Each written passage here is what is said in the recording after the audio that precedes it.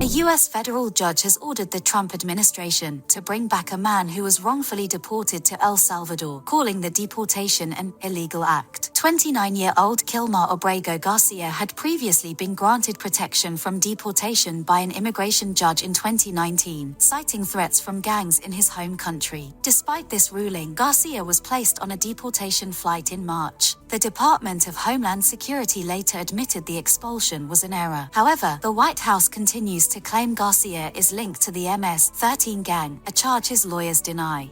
Well, first of all, the error that you are referring to was a clerical error. It was an administrative error. The administration maintains the position that this individual who was deported to El Salvador and will not be returning to our country was a member of the brutal and vicious MS-13 gang. That is fact number one. Fact number two, we also have credible intelligence proving that this individual was involved in human trafficking.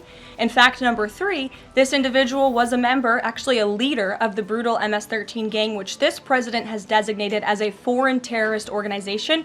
Fact number four is that foreign terrorists do not have legal protections in the United States of America anymore, and it is within the president's executive authority and power to deport these heinous individuals from American communities. It is a promise he campaigned on. It is a promise he is keeping.